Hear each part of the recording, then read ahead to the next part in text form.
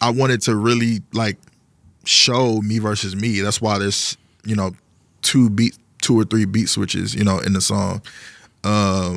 That's why that last verse came off how it did. I feel like people just felt the energy, and I feel like everybody knows you're your own worst enemy. It's all at the end of the day, it's literally just you versus you. Nobody else is standing in your way. Yeah. And so I just feel like that's probably was a message that people needed to hear at that time.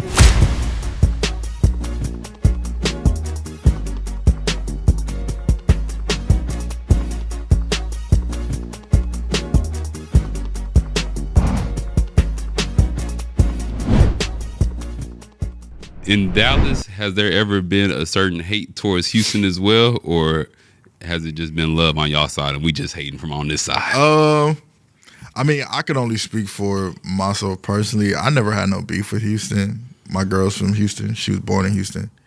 I just think that people have like this like I guess you could say preconceived notions about like Dallas and Houston. Like Dallas is probably looked at as the more like middle class, blue collar type of city, and Houston's more looked at as like more fast paced, more up to date with the trends, always like forward on like culture and shit. Yeah.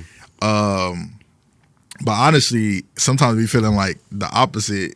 Like if you look at like a lot of trends, like they do like take shape in like Dallas, sometimes Houston too, but it's also like you were saying they're a lot alike but different at the same time. But like it's kind of like you see the world as you are. So I feel like the same people who like say things about Dallas, it's like, well, you see that because you see it in yourself, and like vice versa too.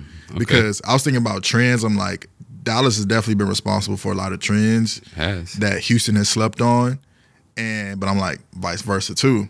So it's like I don't know. Every Dallas dance from a certain time period, I'm talking about. I'm in the mirror. I'm hitting the fuck out of a South Dallas swag. I'm talking about hitting it. Yeah.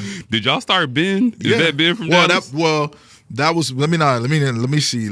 Like, cause I don't really know too much about the trends. It feels like Dallas, but I have no idea. But it's Fort Worth. I feel like the first time I heard it was I forgot the guy's name, but he dropped a song about it. And it's the start of my money with Ben. Check my. And then there was one before that I knew this dude was from Fort Worth, or I don't know where niggas be from, but he was like back in the murder, I've been getting groovy, I've been. That was the first one I heard.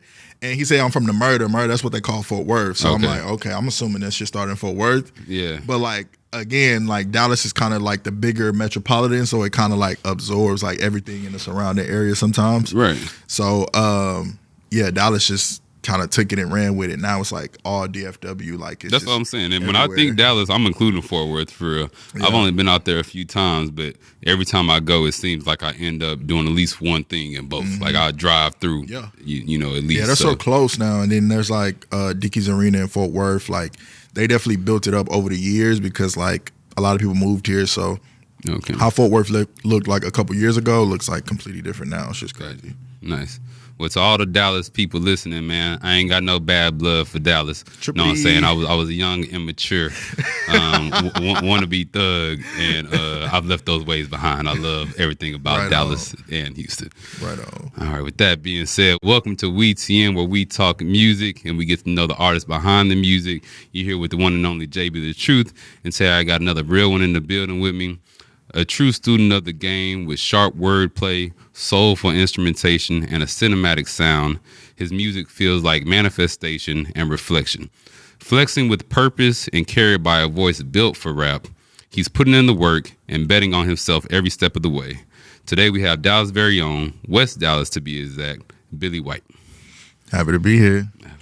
A great intro, bro. Appreciate it. I don't think I ever got an intro like that before. It's just crazy. Hey, well, the music calls for it because you definitely have a really, really good sound that I've been enjoying. Obviously, I met you at the 100 Deep event that you had here in Houston. Kudos for you for bringing it right to the people and having, hey, this is my album.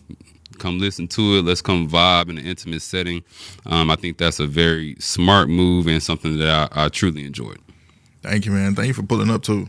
That shit was fun. No, it was cool. It was cool. So I like to start off with a segment called This or That. So I'm gonna give you 2 options and you got to pick one. Okay. Cool. Let's do it. All right. 3-6 Mafia or UGK? 3-6. 3-6. Okay. Already hating on Houston a little bit. We said no beef. All right. 50 Cent or Lil Wayne? Just period. Whatever the qualifications that come from your head to help you choose. I'm sorry. I gotta go 50. I gotta go 50. And I know 50 Cent had a certain influence on you in your upbringing. Yeah. Is that why you kind of lean 50? Do you think the music is better, or you just? Bro, he was just like larger than life, bro. Like coming from like Jamaica, Queens, and then like coming up in the mixtape scene, the underground, and then getting shot, and then coming out with How to Rob, and then like just his whole story, bro. Yeah. Like it's just like it's insane. And like when we think about like G Unit, like he didn't have like a Nike deal or nothing. Like nigga just had the shoes. You know what I'm saying? Like he was printing up his own shoes. So it was just like, bro. Then the G Unit tees, the G Unit tanks. Like I think he was just larger than life, bro. And that's the shit that I enjoyed that. I rock with that. Get Rich or Die Trying was the first album I've ever bought, so it holds a special place in my music history as well. I was too young to be listening to that shit. Yeah, that was one of the first explicit albums that like I can remember like just playing back to back. Carter 2 was as well, but Get Rich or Die Trying, bro. Like it was just I had the video game. You had Bulletproof. Nah. Nigga had a video game, so he was just everywhere. He been a crazy businessman from the jump. Yeah, for sure. Smino or JID? JID for sure. Respect to Smino, but JID.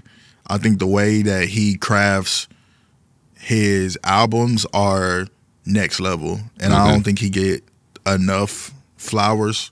He got nominated for a Grammy this year, which is like he's finally getting his just due. Yeah, but JID for sure, man. He's on another level. Chance the Rapper or Clips? I gotta go Chance. Clips was like a little bit before me. Well, a lot before me. Coming up, Chance was like he was the guy. Like when it came to like independence or like learning how to work your music, like he was for sure the blueprint. For sure, he was the blueprint. East Coast or down South rap?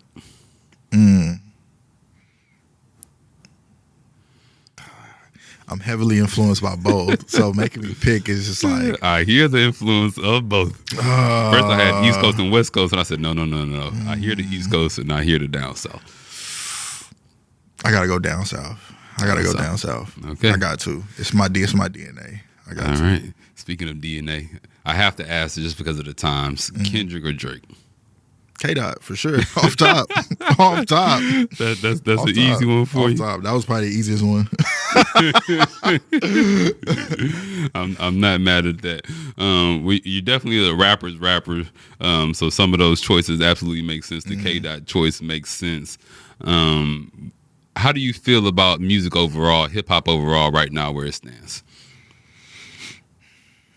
I think hip hop is in a transitional period.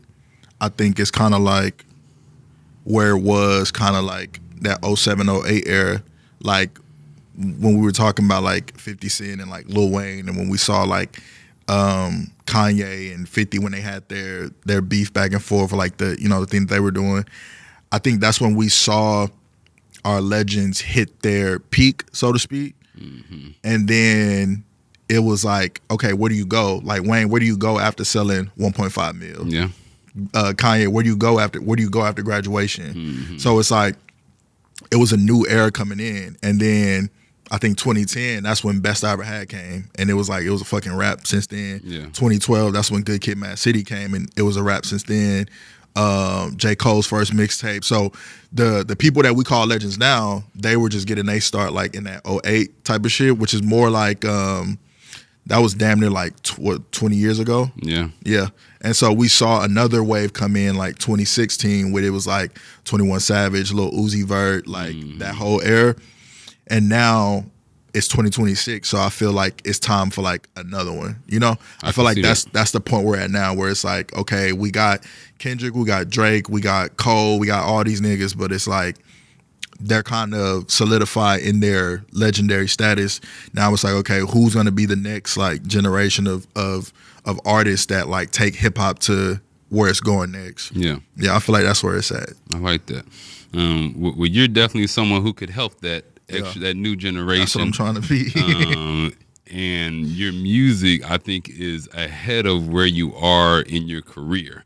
But I also thinking about, a Good Kid, Mad City, or a really like a Section 80 maybe. Yeah. And maybe everyone didn't know Kendrick at that time, but the music was still at a certain level where it popped off. Yeah. And even really mixtapes before that.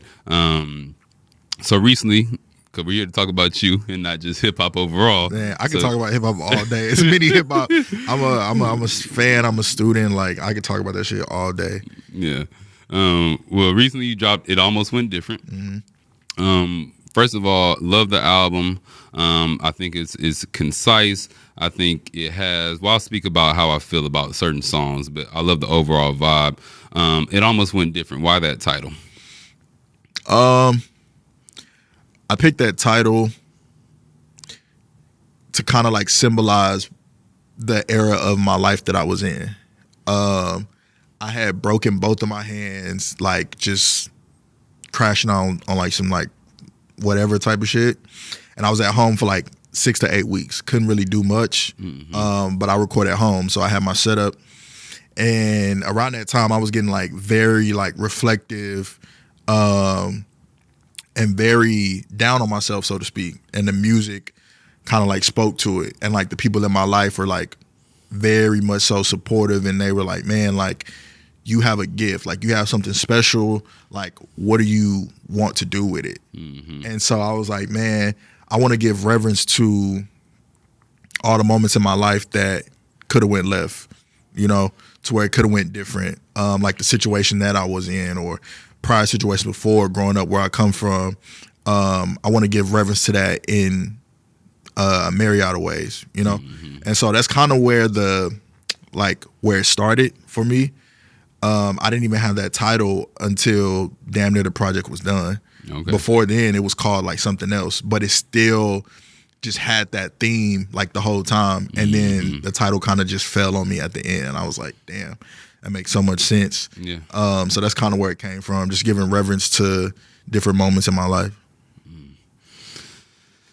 You brushed past the fact that you broke 2 of your hands. First of all, sorry that happened. You made it seem like, I was just at the park one day. Happens, bro. Both, it's kind of embarrassing. So I'll show you a picture of what it looked like. Like literally, I had the fucking crab hands for like 2 weeks. Yeah, and I was just recording at home. I couldn't work. I couldn't drive. I couldn't even drive. So, I would try to drive and I would re-injure myself or hurt myself. So it was really a time where I had to like sit still. And stillness is when like a lot of things get loud. So you kind of just have to like face those things as they come.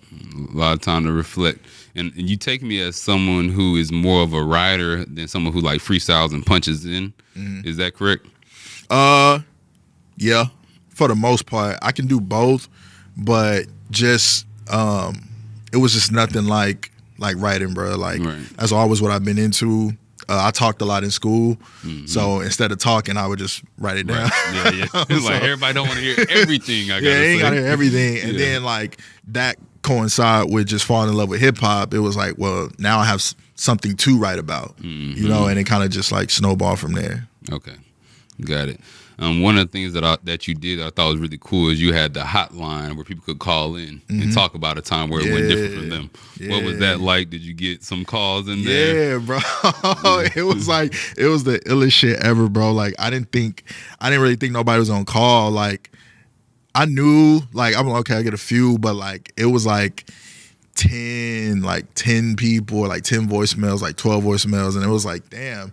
and I have to sit there and listen to each one. Like that was the point of it. Right. So I'm sitting there and I'm listening to people's stories, you know, like real life situations that they've been through. Some people got very vulnerable in those voicemails, and it was like it took me aback because I didn't think that, you know, people would take to the art that seriously.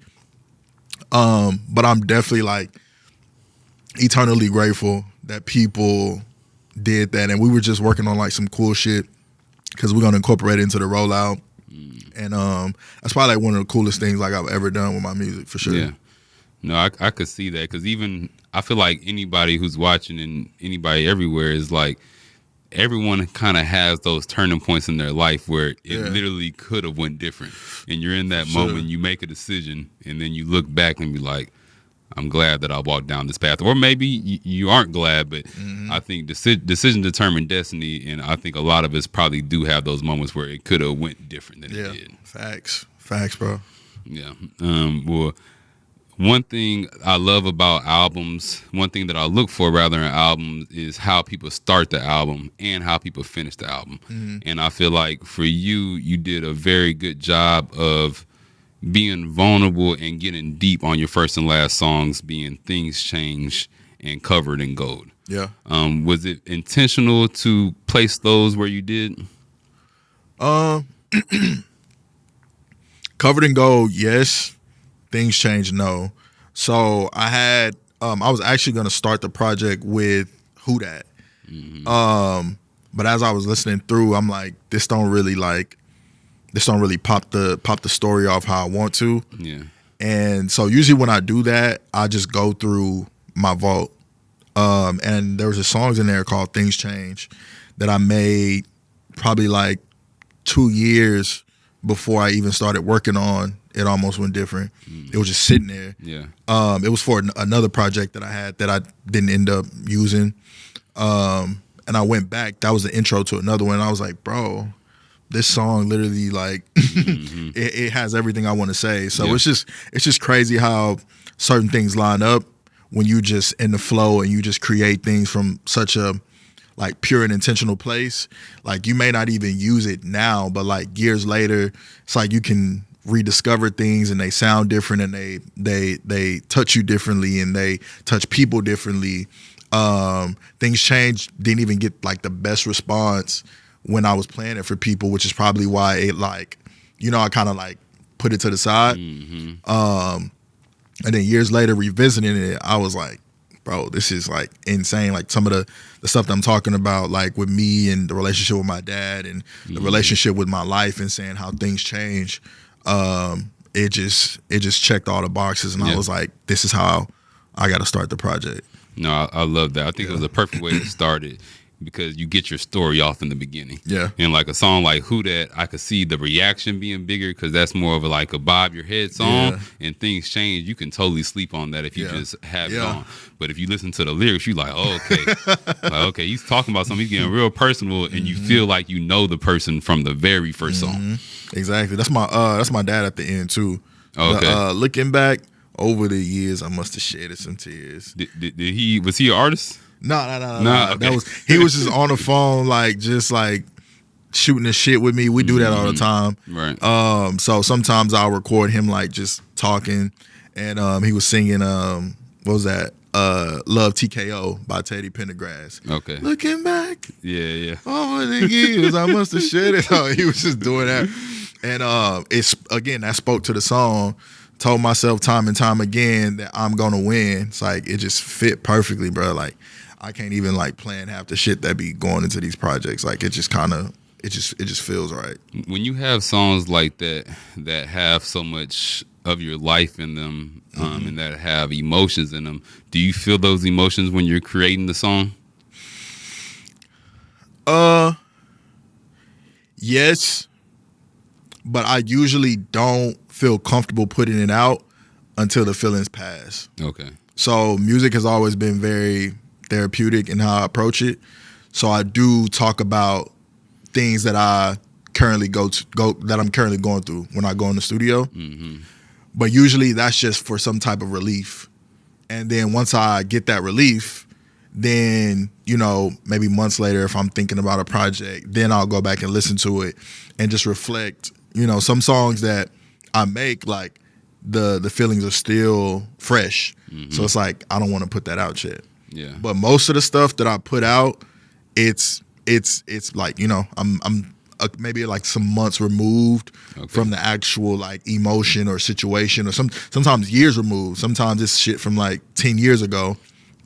But that's usually when I know I'm ready to put it out. But going into it, hell yeah, I'm an emotional person, bro. Like I'm not ashamed to say that. I'm a Pisces and I'm just a human being. You know what I'm saying? So I feel every emotion and I embrace that, bro. Like I feel like that's what sets me apart from a lot of other artists, is that I don't run from those emotions. Yeah.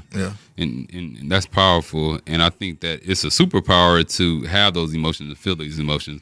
I've had experience with some Pisces. My girl's a Pisces, salute. So I know what that's like. We're a handful. Handful, absolutely. But when you're performing, because it's interesting that you're saying, okay, you're usually removed by that point.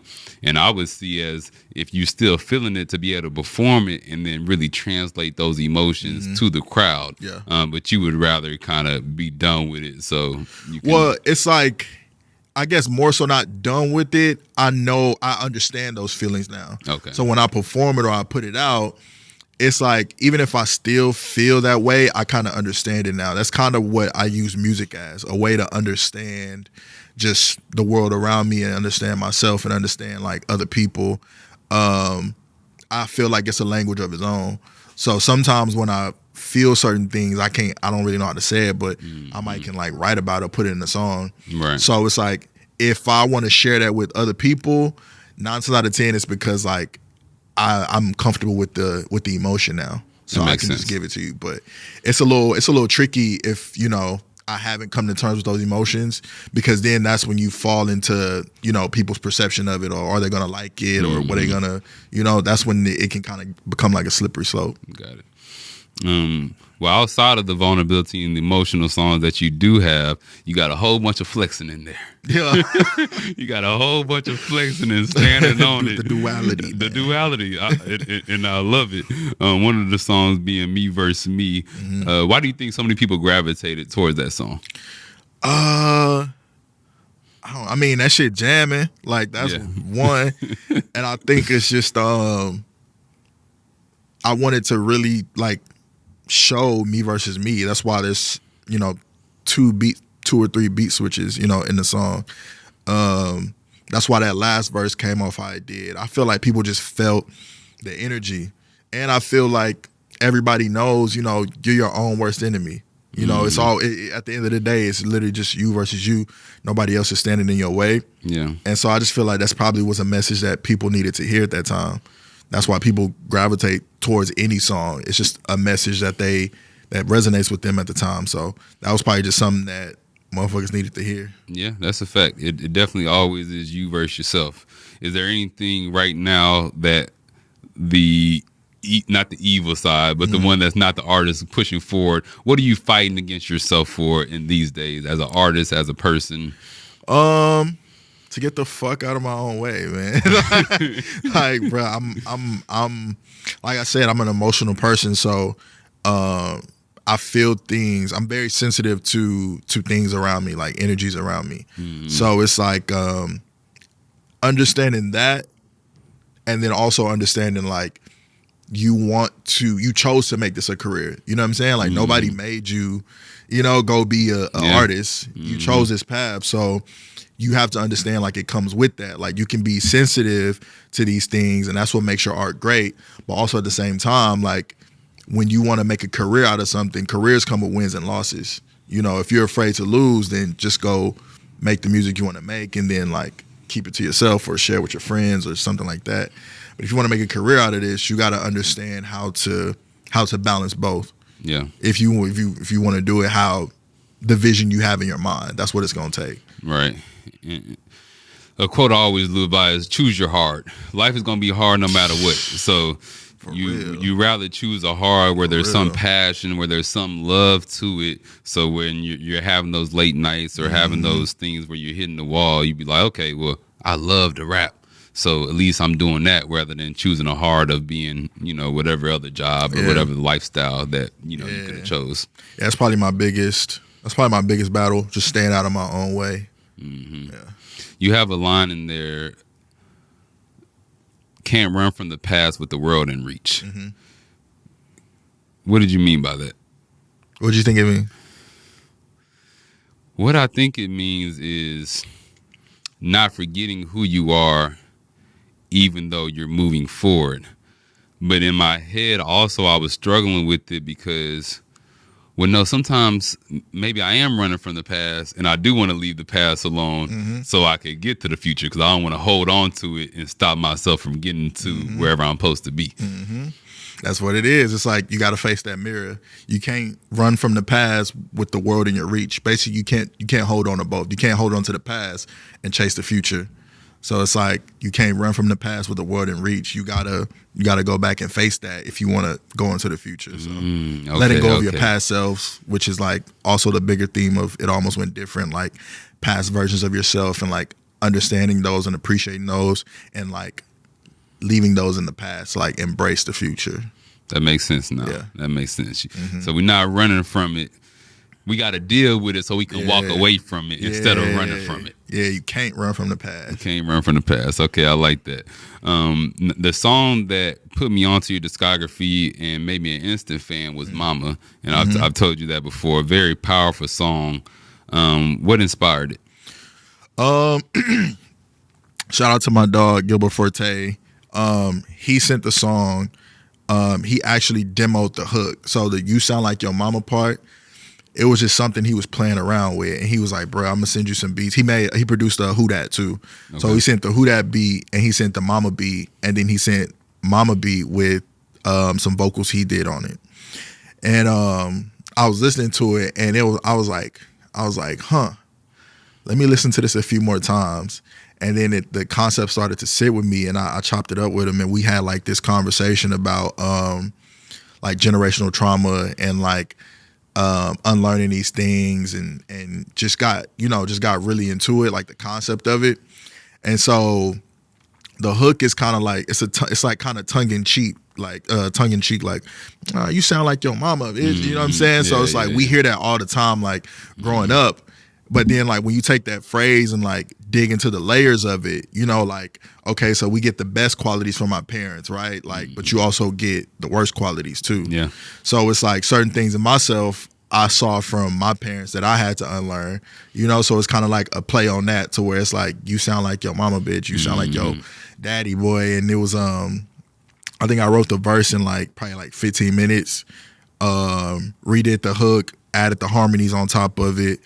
And then added those riffs in there, just did like a bunch of layering on that shit. I record at home, so I was just digging into the song as much as I could, and came out with that. And I wasn't the biggest fan of it at first. I didn't think people were gonna get it. So I was like, I know this song fire. I was like, I don't think people are gonna get it, bro. We get it. we definitely get it. Yeah. I'm someone who's very prideful of my last name and of the legacy. And I think when you're young, I always got to think that I look like my dad. And then as I got older, I started talking like my dad as well and had the same mannerisms. And then I got older, and I also started to see all the bad things that I got from my dad as well. So I think that realization that your parents, they did everything that they could. They were in your life, of course, and that's great. But naturally, they pass down not just good things. Not just the good things, right? And you have to have that realization of, okay, I have some trauma that I need to heal, and so I don't pass it on to my own offspring. So the first part is just the realization of, okay, where does this come from that I keep doing and I keep struggling with? Well, your dad struggled with that, and his dad struggled with that. Bro. And I think sometimes we don't really understand like how genetic those traits are. Like it's people that never met their parents and act just like them. So or their parents passed when they're like kids and like never had a relationship with them, and then people would be like, man, you act just like them, or you say it this way. Somebody told me the other day, they told me a joke and I laughed, and they was like, damn, I was like, your daddy used to laugh just like that, like, bro. So it was just like, I just wanted to like again like give reverence to those moments. Shout out to my dog Gilbert. That's my dog. He was like one of the first people to like send me like beats or just give me like production advice, just period, just off the strength. Like I was putting out like my singles and shit. He was like, "Bro, like you got something." Mm-hmm. So we kind of just been building from there. And yeah, he did 2 on the project. So we got more shit coming for sure. Nice. Before I move on to the next song, is there anything that's you feel like is in your DNA on the positive side that has affected you as an artist? Hell yeah. Or helped you as an artist? Yeah. My dad, he was a preacher. So growing up, seeing him in the pulpit, or like whether it was my uncles or anything, like I just come from a church background. So most of the men were either deacons or preachers. Mm-hmm. So in a sense, not to disrespect the church, but I feel like that's what hip hop is to like young people. I feel like if you want to communicate any type of message, be it spiritual or any, I feel like that's the language of the young people, right? Or just anybody who's not in that world. And so when you look at rappers, like when you look at some of these things that like, these men and these women are writing in these songs, it's reminiscent of a pastor or a preacher. You know what I'm saying? Like the concert is the service, the fans are the congregation. Like, so it's like it's a similar thing, and that's also why I'm very particular like with my messaging and like what I say and like the type of music I put out, because I do understand music to be like a spiritual thing as well. So sometimes I'll be feeling like a preacher. So that's probably like the thing I picked up most, like just that swag, how to carry yourself, how to speak, in front of like strangers and just probably shit like that. Yeah. I've never thought about music in that way. And I've thought about music in every way. But music is spiritual for me. Mm-hmm. And it's something that's been close to my heart for a very long time. And it's something that has a large influence on you, similar to the way that a religion can. Even so much so that now I listen a lot less to gangster street rap now these days, because I feel the effect it has on my feelings and the frequency of it, and all that. I can nerd out all day about that type of stuff. So now it's like, okay, maybe I need to put more alternative in my bag and a little bit more R&B. Yeah. So now I balance it out. I still love all of rap, of course, but music is powerful, and the words that artists are saying can have an effect on a lot of people. So the fact that you have recognized that and are being purposeful and intentional about what you talk about is a good thing. Hell yeah. And it's like, I respect everybody and how they get their shit off. It's just me personally, like that's just the route that I want to take with it. Not knocking nobody else, but when we look at the history of just music, black music in America, and how powerful it is, whereas now it's $1 billion industry. Mm-hmm. We saw what was that Sinners? Yeah. When the people who started blues, they were like sharecroppers, like for it to go from that to now we have Universal and all these execs and shit. Like that came from this one small type of thing. So it's got to be powerful. Yeah. Were you, when you were in the church, were you ever singing? Were you in the choir at all? When I was younger, yeah. Probably by the time I became a teenager, that's when I kind of started to like do my own thing. But we would still go to church every Sunday.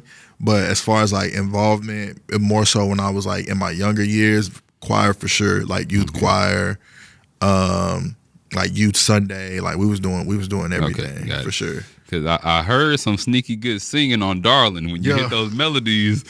When I heard, I said, wait. Wait, is that him as well? I said, okay, so he has that side as well. I can hold a note for sure.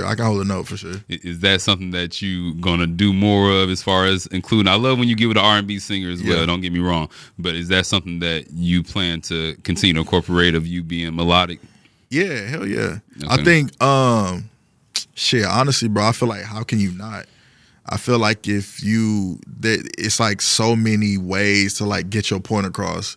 I couldn't have rapped that hook. I had to sing it. Right. You know what I'm saying? So it's like any way I can get my point across, whether it's me singing, rapping, fucking beatboxing, or however, you know, I'm a find a way to get my message across. Singing has been very like fun, and I sung more before I changed my name.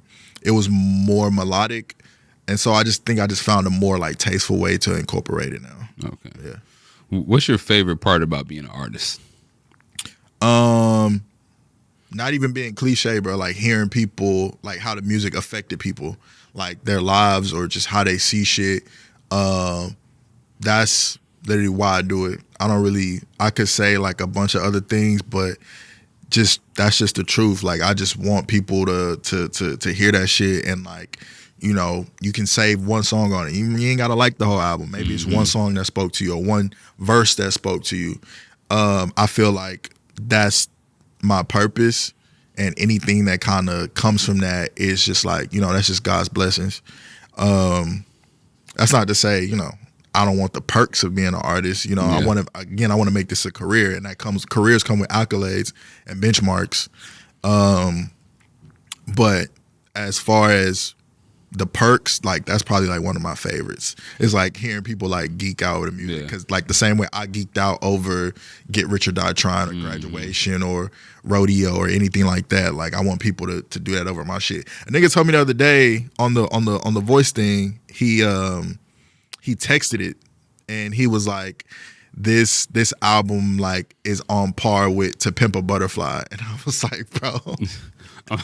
I was like, bro, if I wasn't a fan of me, I would call that a hot take. But I was like, it's me, so I'm gonna gas it. So I was like, bro, like the fact that a nigga like listened to me and then like put it in that realm, bro, like I don't know. It just like does something different than like, you know, a money or like a first class flight or anything. It can't, you know, you can't recreate that type of feeling. You are the exact artist that this platform was built for. Yeah. Because I'm listening to the music and then I go and check the socials, I check the Spotify, and it feels like the quality of the music isn't matching the numbers, so to say. Do you feel that way as well? And does that create a chip on your shoulder?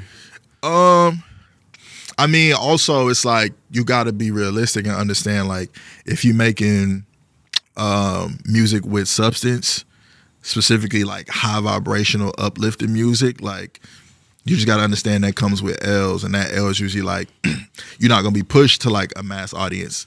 And I don't really see it as an L, but some people might, but that's just what comes with it. You know what I'm saying? Like I wouldn't make this kind of music and expect to be, you know, on top 40. You know what I'm saying? Like I'm not that naive about what I'm doing, but also that was on purpose. You know, I know to get my message across, that means I may have to miss out on this over here.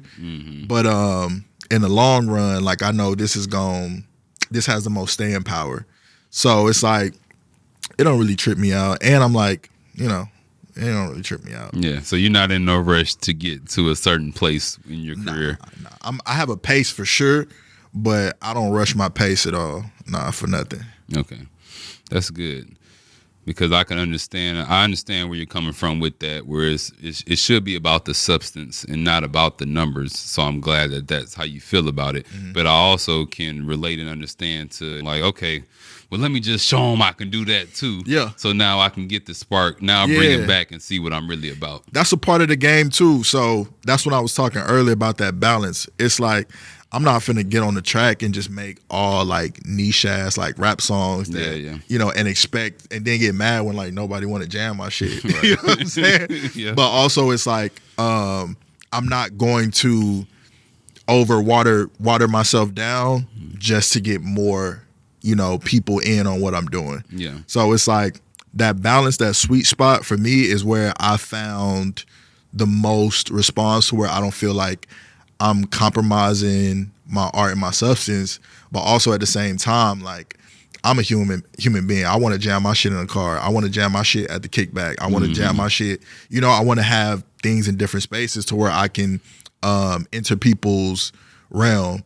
So it's like, if I lean on one thing, like that's usually when artists like they just become like, no disrespect, but like one trick ponies and shit, which I'm not a one trick pony. I can do a lot of different things. So that's a fact.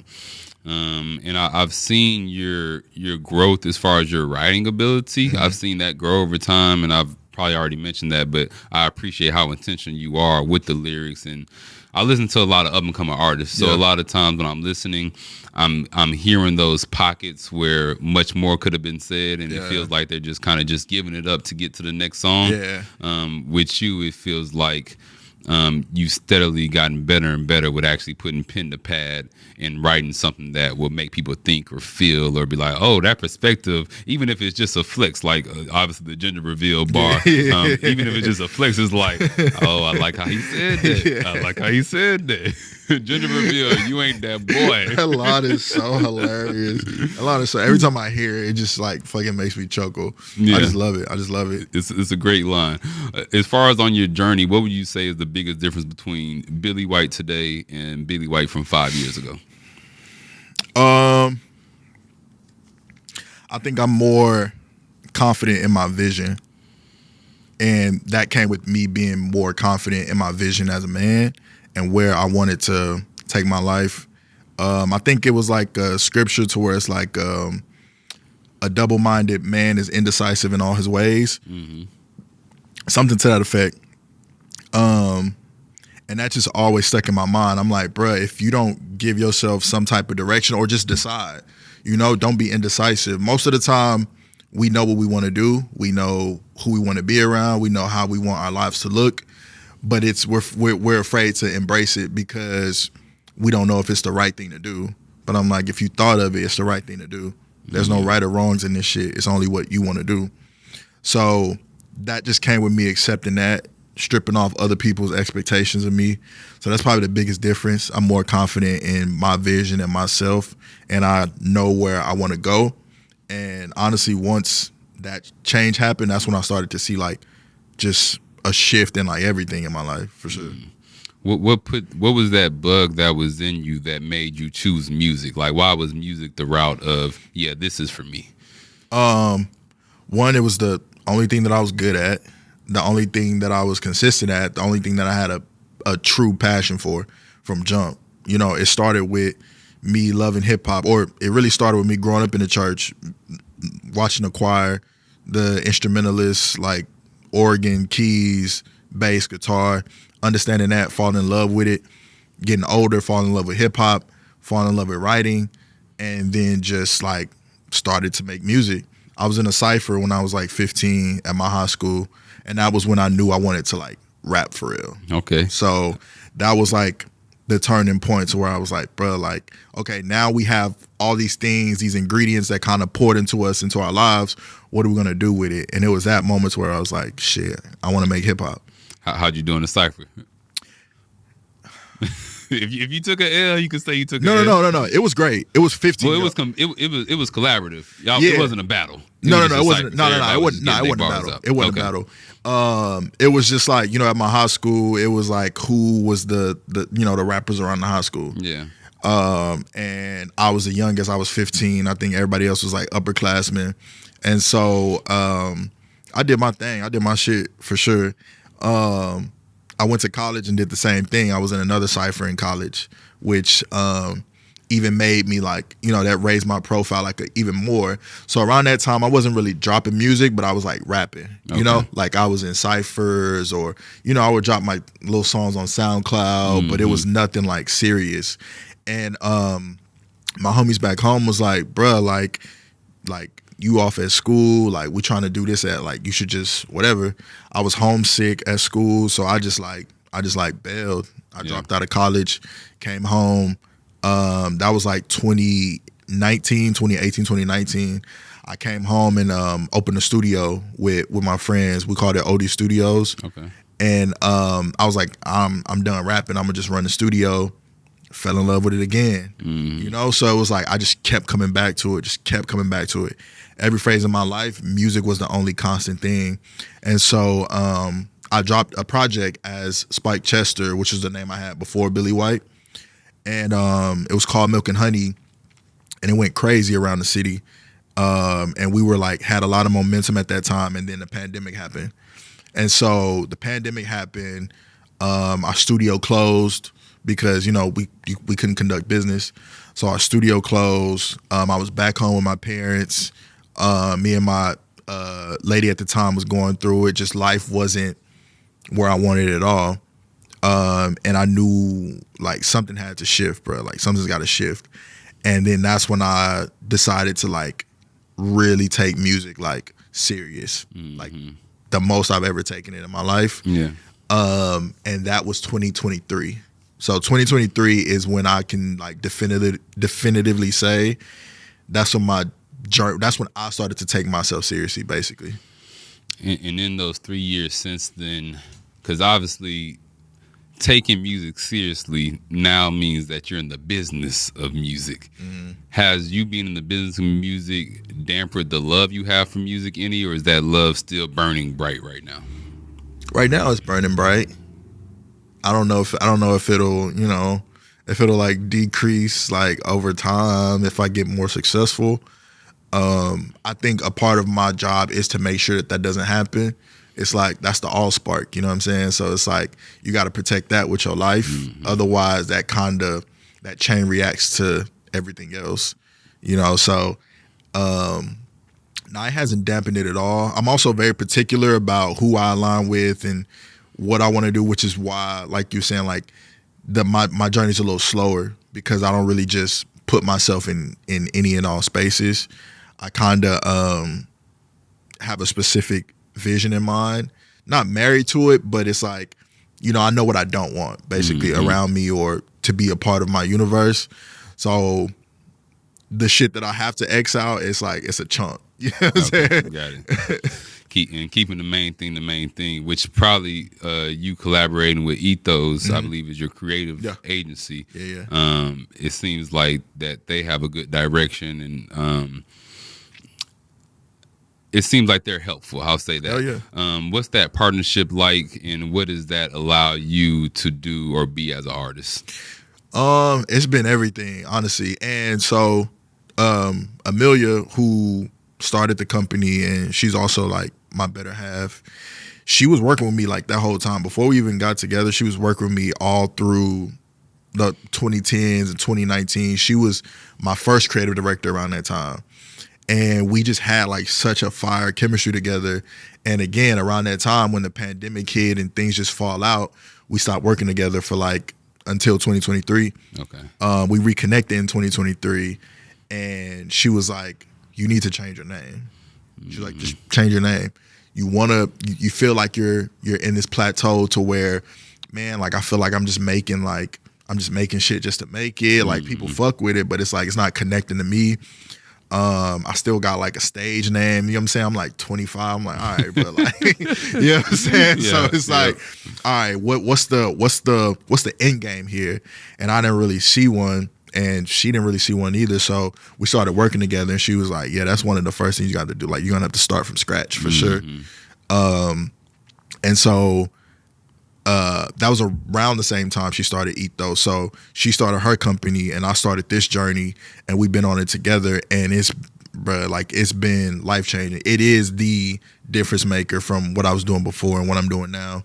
As far as just a team that understands like my vision and what I'm trying to do creatively, we speak the same language. So if I have an idea for content or a show, or like the idea with the telephone, like I brought that to her and I was like, hey, I want to do this thing, and she was like, okay, this is how we're gonna do it. And we got it going. So that was it's been a blessing to have somebody just as focused as me, and a team of people. We got like 4 or 5 people on the team too. Shout out to Tamia, Kaysen, who else on our team? Will Gerst. He did the cover for the project. Kaysen mixed it. Tamia, she does all the other photography. And yeah, it's really just us 4 just getting it in. So for sure. That's dope.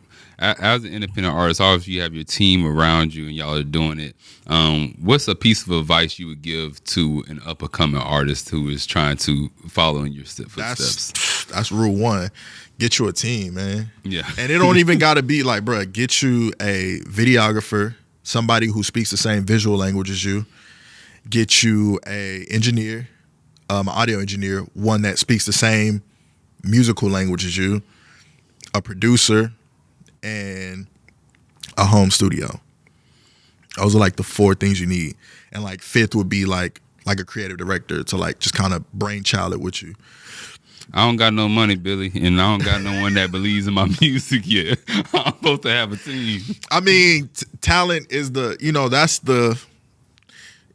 talent is very subjective, but I do know like the music really speaks. That's been like the thing for me. Like I can like play my music for somebody and it's like people just believe, bro. Like, and that's just a blessing that I kind of had. Like my lady said all the time. She was like, people, motherfuckers just love working with you. I'm easy to work with, but it's also like I could just be doing something that people ain't seen in a minute, bro. To where it's like motherfuckers want to get behind it, and it's also the analogy when they say when people see you pushing a car. They see you down the road and they park their car and they get out and they help you push too. Yeah. As opposed to if I was in the car, like, damn, bro, like my shit broke down. Like ain't nobody trying to help me. Like, you know what I'm saying? Nah, I'm the one that got out and was like, bro, I'm gonna push this shit myself. Yeah. I was pushing it myself, and then just more people just came to like help me push the car. So that's my advice to like any artist. Find some people who believe in you. Maybe not a team, but find like maybe like 3 or 4 people who believe in you. Most of our team we built up. So these are people who came to us like not as novices, but they had room for improvement. And shit, you just grow with people, bro. Like just find some people that you want to grow with. Build it and they will come. Facts. Yeah. Facts. For the people who've been rocking with you for a minute, do you have any message to them as far as your supporters, the people who rock with you? Thank you. First and foremost, if you have played the project, if you sent it to the group chat, if you liked one song, didn't like the rest, if you liked them all, if it touched you, if it didn't, if you was like, man, this shit ass, anybody, if you took the time out to let me into your world, I appreciate it. And hopefully you'll have me stay next time on the next one. But if I'm still sticking around with y'all, like, thank you. Thank you so much. Thank you so much. I can't express it enough. Like, for this to be my first project, like the response has been like insane. And this is like that ass just me. Like it ain't, I'm not an industry plan. Like I'm not secretly signed nowhere. You know what I'm saying? Yeah, right. Like it's that ass like 9 to 5 paychecks, you know what I'm saying? Invested into this shit. So to see it actually like going somewhere, like, that's unimaginable.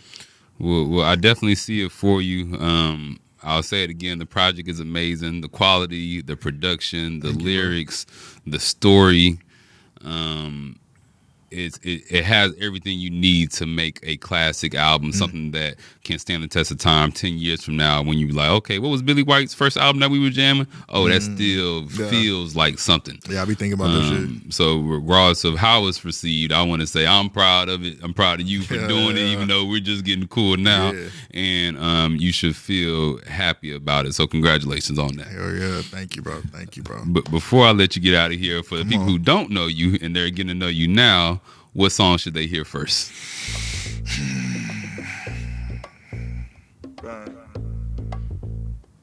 It's playing right now. As we're thinking, it's playing right now. They're listening to it. I'm fake bobbing my head to whatever it is. I would say go to Bang first, and then after Bang, play Covered in Gold, and then just bounce up to Room for Me. Just run the whole album. Just run the whole thing. Turned out to be the featherweight. They wanna know what's next, make the world wait. Watch them all bow down when I take charge. What's a double XL when your life large?